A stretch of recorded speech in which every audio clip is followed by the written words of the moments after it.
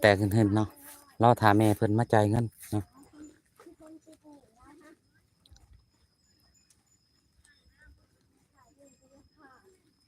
เพิ่นกำลังย่างมาพี่น้องเนาะมีเด็กน้อยผู้เฒ่าแน่เนาะกระท่อมพินแคน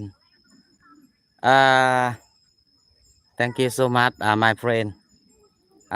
how are you today Miss Lucy กระท่อมพินแคนสบายดีเนาะค่อยนั่นเด้อเพราะว่ากระท่อมพินแคนค่อยหันถือว่าบ่ได้ยืนยันตัวตนขันสุดท้ายกะเมื่อวานนี่เพิ่นยึดเหรียญไปนะยึดการสั่งรายได้เนาะรอวันจันทร์จะสิไปยืนยันตัวตนเพราะว่ารอพาสปอร์ตอยู่เนาะ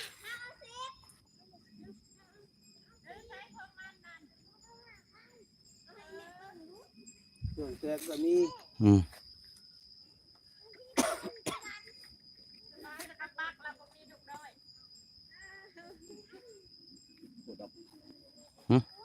ถั่วดำบ่มีถั่วดำบ่มีหาได้ฮะเอา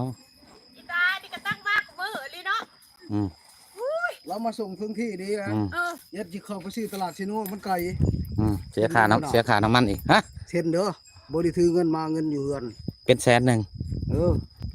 เช่นเวลาคิดเป็นแสนบ่ต้องจ่ายเขาได้ลูกเขาเอานะ15เอาอันเท่าแก่เพิ่นจ่ายให้ละว่าเงินลูกกะเงินนะจ่ายแล้วแต่ลูกกาใช้ยาเลยลูกเอาเองเลยลูกเอาเองได้นี่นะโอ้สลาดแล้วซะเขาพอเลยครับบนดำกินนี่บ้านบานเอายินแล้วนะพอมีแหงถามตัวเองเนาะถ้าหาโดยจะหน่อยจะให้เขาใหญ่เป็นลูกไผ่ลูกเคยจะมันเบิดรุ่นละของข่อยมันไปหมดเลยมันยังเหลือแต่2 ตัวยิ่งๆครับ3 ตัวน้อยพ่อพอดีแหละลูกเคยกับแจ็คครับพอดี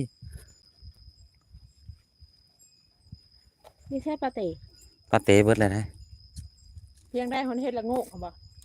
นี่ใช่ค่ะได้เอาในนี่ทางเขามานี่เกือบเหยียบดอกเบี้ยวนะ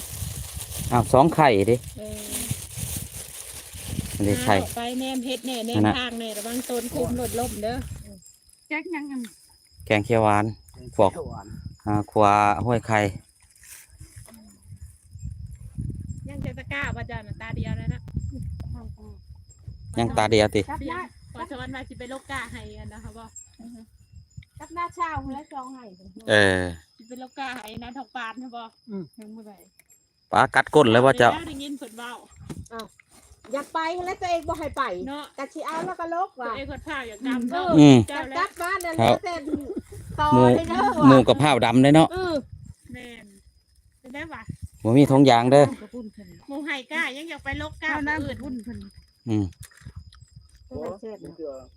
ต้นแรงไปแช่เบิดคู่อันนั่นแหละว่าลกให้มันเบิดก่อนจะไปของลุงอื่นเคยมีแต่แน่แซ่บๆนี่กับปุ้นเจ้าเก่าหรือเจ้าใหม่เจ้าใหม่เจ้าเก่ากับบ่ปันใดได้เจ้าเปลี่ยนได้เจ้าเก่าบ่อยากแซ่บเนาะเพิ่มเลยมันให้ตะอึงเฮ็ดเองมันจังแซ่บแม่นเห็นว่าเห็ดคอยก็เห็ดแซ่บแล้วปิ่นชื่ออย่างปิ่นชื่ออะไรยังบ่ทันเห็นเขานะว่าเนี่ยเขาสั่งปาเต้มันบ่ได้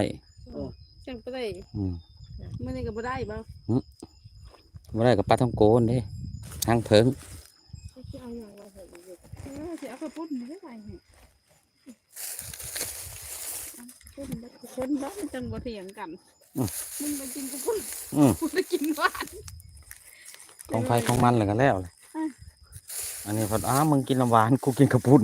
เด้อก็เอาเลยจับดูกระปุ้นกูคนแหละดูจะเปรี้ยว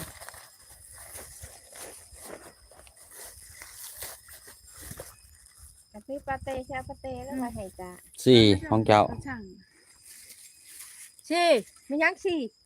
น้อยนี่ดิโอ้ต่างหากวะเกี่ยวแล้วอีน้อย3เนาะไปแล้วพ่อใหญ่นะได้น้ำหวานอย่างงุบๆแล้ว